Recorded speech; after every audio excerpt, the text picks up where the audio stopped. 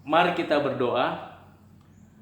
Bapa Surgawi, pada hari Minggu ini kembali kami bersama di dalam keluarga, bersekutu, beribadah kepadamu. Kami mau mendengarkan firman-Mu. Berbicaralah Engkau kepada kami melalui perkataan-perkataan hamba-Mu, dan Engkaulah yang menolong kami untuk mengerti rencana dan kehendak-Mu. Kiranya melalui firman-Mu kami boleh diteguhkan imannya, dikuatkan hatinya, dan kami tetap waspada terhadap hal apapun, karena Tuhan beserta dengan kami. Kiranya Tuhan menolong kami dan Roh Kudus bekerja dalam pikiran kami, dan hati kami boleh tertuju hanya kepadamu. Bapa di surga, inilah doa dan permohonan kami. Dengarkanlah, di dalam nama Tuhan Yesus Kristus kami berdoa dan mengucap syukur. Amin. Mari kita membuka firman Tuhan dari Injil Matius pasal yang ke-16. Injil Matius pasal ke-16 ayat 13 sampai dengan ayat yang ke-20. Injil Matius pasal 16 ayat 13 sampai dengan ayat 20. Demikianlah firman Tuhan. Kita membacanya satu persatu ayat ini bersama-sama. 1, 2, iya. Setelah Yesus tiba di daerah Kaisarea Filipi, ia bertanya kepada murid-muridnya, kata orang, siapakah anak manusia itu? Jawab mereka, ada yang mengatakan Yohanes Pembaptis, ada juga yang mengatakan Elia, dan ada pula yang mengatakan Yeremia atau salah seorang dari para nabi. Lalu Yesus bertanya kepada mereka, tetapi apa katamu? Siapakah aku ini? Maka jawab Simon Petrus, engkaulah adalah Mesias, anak Allah yang hidup. Kata Yesus kepadanya, berbahagialah engkau Simon bin Yunus, sebab bukan manusia yang menyatakan itu kepadamu, melainkan Bapa-Ku yang di surga. Dan aku pun berkata kepadamu, engkau adalah Petrus, dan di atas batu karang ini aku akan mendirikan jemaatku, dan alam maut tidak akan menguasainya. Kepadamu akan kuberikan kunci kerajaan surga. Apa yang kau ikat di dunia ini akan terikat di surga, dan apa yang kau lepaskan di dunia ini akan terlepas di surga. Lalu Yesus melarang murid-muridnya supaya jangan memberitahukan kepada siapapun bahwa ia Mesias. Pertanyaan yang penting supaya kita boleh mengerti apa yang dikehendaki oleh Tuhan, khususnya dari pertanyaan yang berkaitan dengan siapakah Yesus Kristus. Siapakah Yesus Kristus? Jawaban dari Rasul Petrus adalah jawaban yang memberikan kepada kita satu pemahaman pengenalan akan Tuhan Yesus yang baik. Karena memang apa yang disampaikan oleh Petrus dikatakan oleh Tuhan Yesus di ayat 17, bahwa yang menyatakan itu kepada Petrus adalah Bapa di surga. Jadi siapakah Tuhan Yesus Kristus? Siapakah Tuhan Yesus Kristus? Di ayat 16 dikatakan dengan jelas bahwa dia adalah Mesias, anak Allah yang hidup. Mesias, anak Allah yang hidup. Apa artinya Mesias? Mesias itu artinya yang diurapi. Mesias itu artinya yang diurapi. Di dalam perjanjian lama kita tahu bahwa ada 3 jabatan di dalam kerajaan Israel yang diurapi. Yang pertama adalah raja, yang kedua adalah nabi, dan yang ketiga adalah imam. 3 jabatan itu tidak dijabat oleh satu orang, tetapi oleh 3 orang yang berbeda. Jabatan raja itu ditetapkan keturunan Daud. Jabatan imam itu ditetapkan keturunan Lewi dari Bani Harun. Jabatan nabi dari berbagai subsuku bangsa Israel. Nah, apa peran dari 3 jabatan ini? Raja yang dipilih, diangkat oleh Tuhan Allah untuk memerintah Israel, untuk mengerjakan 2 hal yang penting. Yang pertama adalah menegakkan keadilan, dan yang kedua adalah mensejahterakan rakyat. Karena raja adalah mewakili pemerintahan Allah di atas muka bumi. Keadilan Tuhan dinyatakan, kesejahteraan untuk umat diberitakan, dibagikan. Nah, itu raja. Sedangkan jabatan nabi ialah mewakili Allah dalam menyampaikan firman, kebenaran, nubuat dengan tanda-tanda, keajaiban dan mukjizat yang disertai oleh apa yang dikerjakannya. Ini jabatan nabi. Jadi seorang nabi yang dipilih, dipanggil, diutus, diletakkan atau ditaruh di tengah-tengah masyarakat, di dalam kehidupan orang-orang Israel waktu itu, untuk menyampaikan rencana kehendak Tuhan, menyampaikan kebenaran Tuhan, menyatakan apa yang Tuhan mau nyatakan kepada orang Israel, kepada umat Tuhan. Itu nabi. Ada 4 nabi besar, Yesaya, Yeremia, Yeskiel, dan Daniel, dan ada 12 nabi kecil. Tetapi awal mula nabi ini muncul satu konsep pengertian kenabian di dalam diri seorang yang bernama Musa. Dia menerima firman, menyampaikan firman, menyatakan firman itu, dan melakukan firman itu. Itulah nabi. Jabatan yang ketiga adalah imam. Imam itu mewakili umat Tuhan untuk bersekutu, untuk menyatakan permohonan, permintaan ampun, ucapan syukur kepada Allah. Mewakili umat Tuhan kepada Allah. Itulah imam. Jadi 3 jabatan ini adalah 3 jabatan yang diurapi oleh Tuhan. Di dalam kitab-kitab para nabi dinubuatkan bahwa ada satu pribadi yang akan hadir, yang akan menjabat ketiga-tiganya dalam satu pribadi. Nah, ketika Rasul Petrus mengungkapkan di dalam Matius pasal 16, dia menegaskan seperti yang diberikan Bapa di surga kepadanya, bahwa Yesus Kristus adalah Mesias, anak Allah yang hidup. Orang lain boleh berkata Yesus itu hanya seorang nabi. Yesus itu hanya seperti Yohanes Pembaptis. Tetapi di dalam Alkitab dengan jelas bahwa Yesus Kristus adalah Mesias, pribadi yang memiliki 3 jabatan yang diurapi, di mana seluruh jabatan itu ada pada dirinya. Dia adalah nabi yang menyatakan kebenaran Allah, yang mengajarkan kebenaran Allah, yang menyatakan tentang kerajaan Allah kepada manusia, supaya setiap orang mendapatkan kemerdekaan dan dibebaskan dari perbudakan dosa dan mengalami suatu pengertian pengenalan Tuhan yang benar. Ini adalah jabatan nabi yang ada pada diri pribadi Yesus Kristus. Dan tanda-tanda yang menyertai kenabiannya ialah adanya mujizat-mujizat yang diberikan. Adanya tanda-tanda yang dinyatakannya, itulah kenabian Yesus. Jadi Yesus Kristus bukan hanya berkata-kata dari apa yang diajarkan dan disampaikan oleh para nabi terdahulu, nabi-nabi di dalam perjanjian lama, baik itu hukum Taurat, tetapi juga dia menggenapkan dan melaksanakan semua firman Tuhan. Inilah pribadi Yesus Kristus.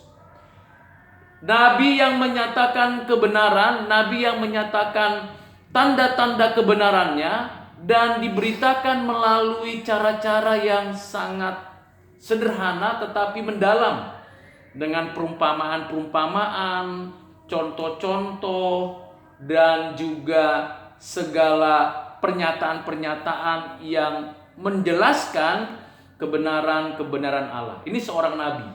Jadi Tuhan Yesus itu menyatakan kenabiannya dengan sungguh-sungguh dan tidak diragukan.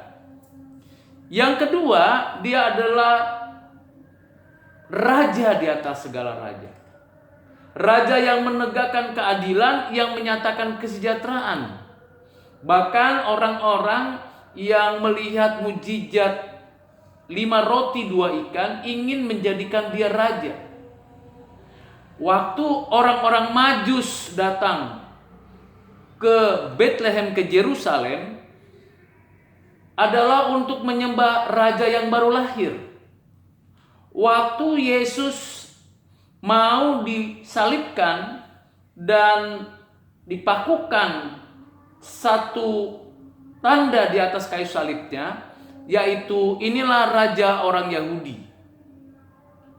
Jelas sekali bahwa kerajaannya adalah kerajaan yang bersifat rohani, yang memberikan damai sejahtera, sukacita, dan di dalam kerajaannya itu ada kehidupan yang baru, ada pertolongan Tuhan, ada penghiburan Tuhan, dan itu yang dinyatakan oleh Tuhan Yesus Kristus.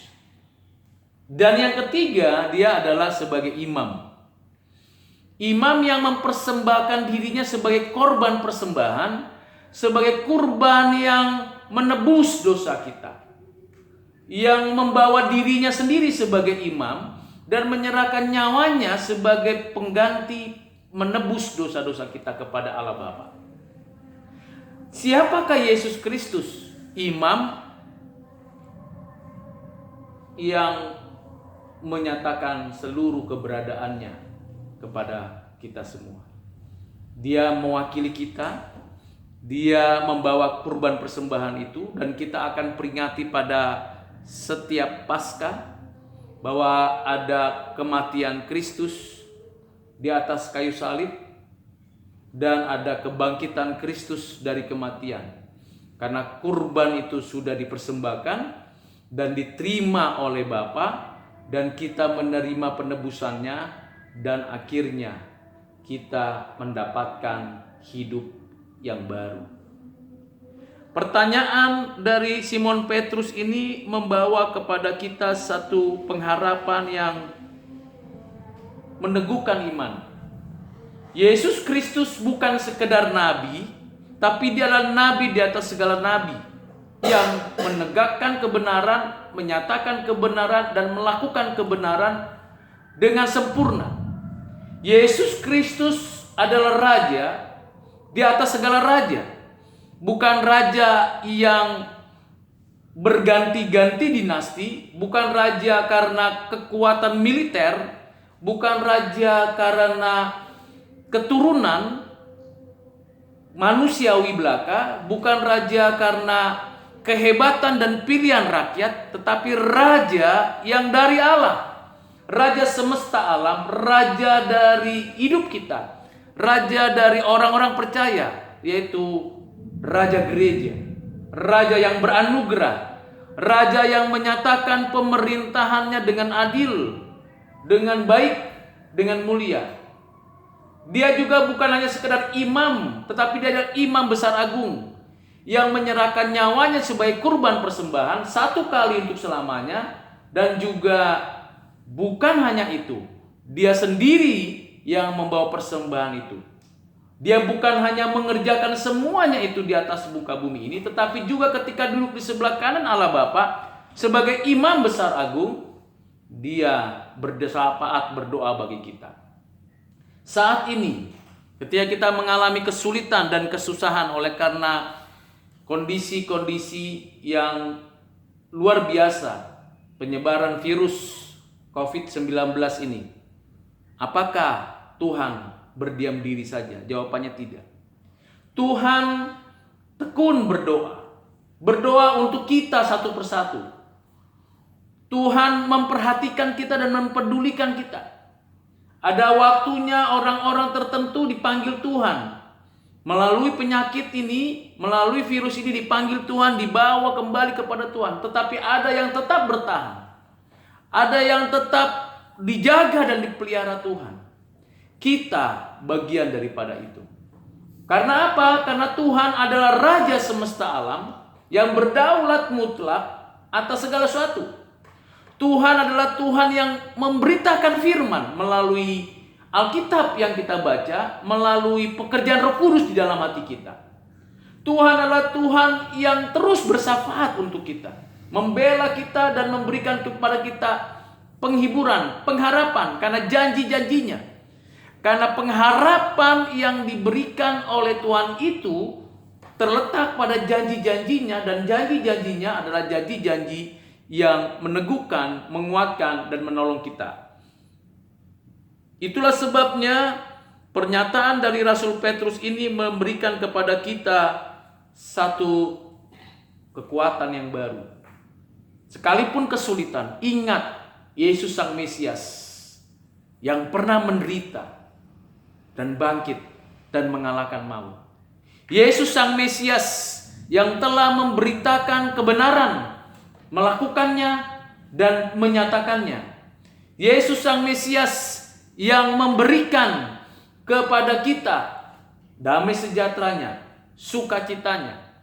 Yesus Sang Mesias yang memberikan nyawanya menggantikan kita. Mengapa kita harus takut? Kita tidak perlu takut terhadap virus, tetapi kita juga jangan gegabah dan tidak waspada. Di ayat 18 Tuhan Yesus menyatakan kepada Petrus, "Aku pun berkata kepadamu, engkau adalah Petrus, di atas batu karang ini aku akan mendirikan jemaatku dan alam maut tidak akan menguasainya." Di atas pengakuan iman dari Rasul Petrus bahwa dia adalah Mesias, anak Allah yang hidup, di atas dasar pengakuan iman itulah kita berada di dalam pemeliharaan, pertolongan, penopangan Tuhan. Dan kata kalimat yang paling penting digarisbawahi oleh kita sendiri yaitu alam maut tidak akan menguasainya. Alam maut tidak akan menguasainya. Kalau kita dengan iman mengaku, dengan hati percaya bahwa Yesus adalah Mesias, anak Allah yang hidup, ketahuilah alam maut tidak akan menguasai kita. Kita mendapatkan hidup yang baru karena Yesus sudah mati menebus dosa kita. Karena Dia telah memerintah kita dengan damai sejahtera dan sukacita. Karena Dia yang terus memberitakan kebenaran kepada kita melalui firman dan pekerjaan Roh Kudus. Dia Mesias yang telah menderita dan telah bangkit dan telah menyatakan kemenangan. Sehingga tidak mungkin ada lagi alam maut yang menguasai kita. Apa yang paling ditakutkan oleh orang? Virusnya atau kematiannya? Bukan virusnya, tapi kematiannya.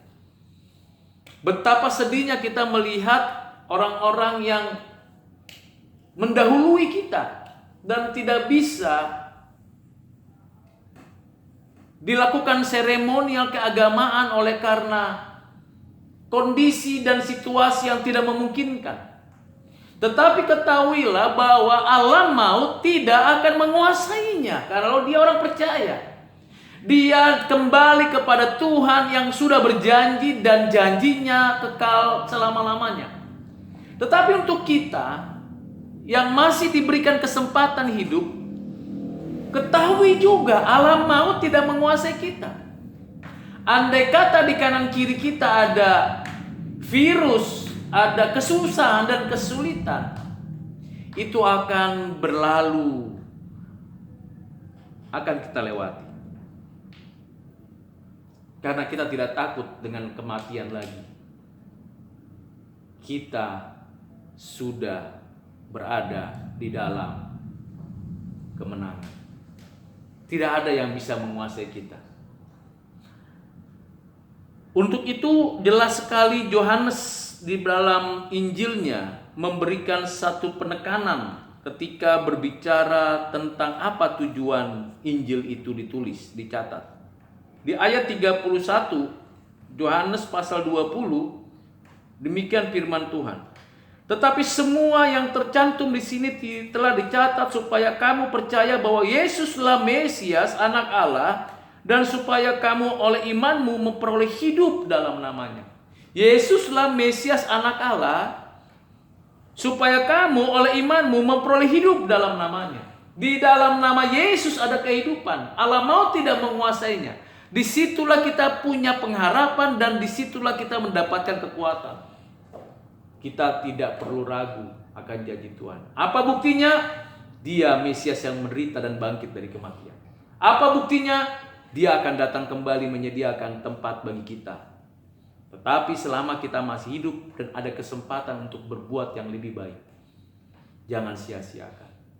Bukan karena kita tahu bahwa alam maut tidak menguasai kita dan kita diberikan hidup, lalu kita sesuka hati kita hidup. Kita tidak menjaga kesehatan kita. Kita tidak menjaga situasi dan kondisi. Kita sehat, kita jaga kesehatan kita karena kita punya satu keyakinan, pengakuan iman, alam maut tidak menguasai kita. Jadi bukan karena kita sudah menyadari bahwa alam maut tidak menguasai kita, lalu kita sesuka hati hidup. Tidak demikian.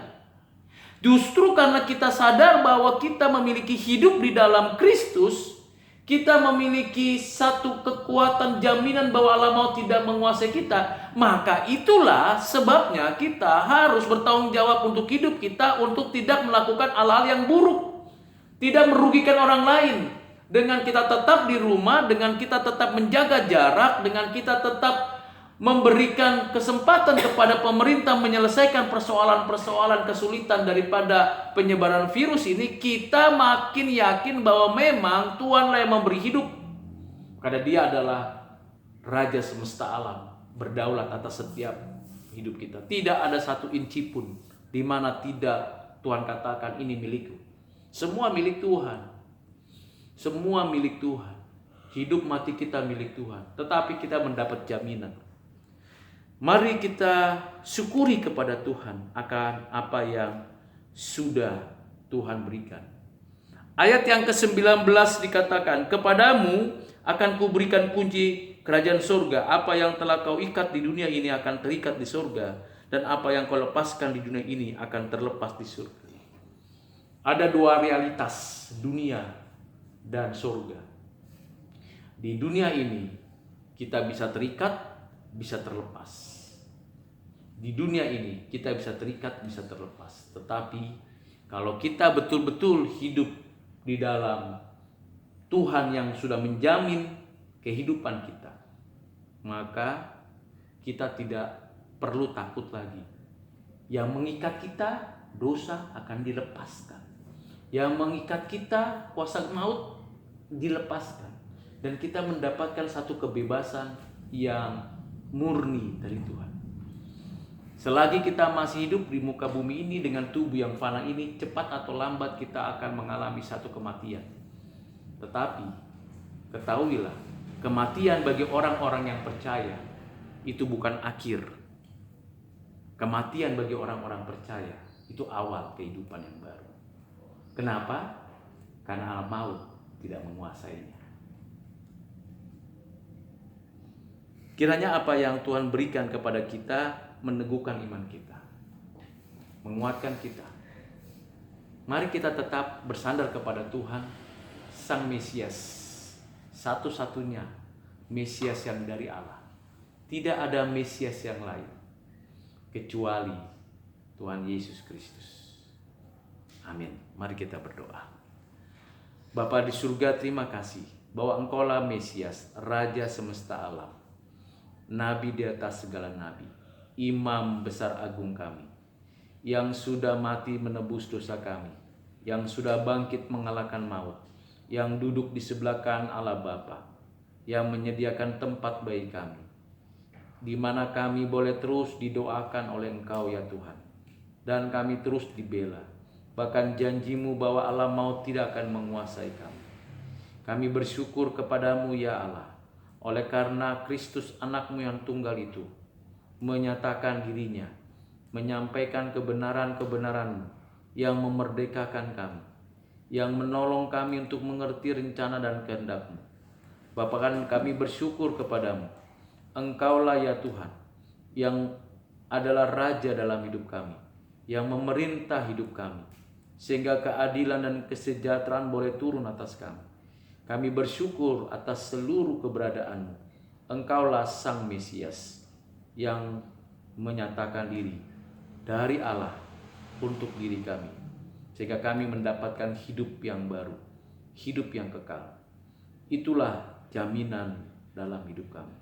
Biarlah firman-Mu menolong kami, meneguhkan iman kami, menguatkan kami, dan berkat-Mu atas kami sekalian. Terpujilah Tuhan Yesus dari selama-lamanya sampai selama-lamanya. Amin.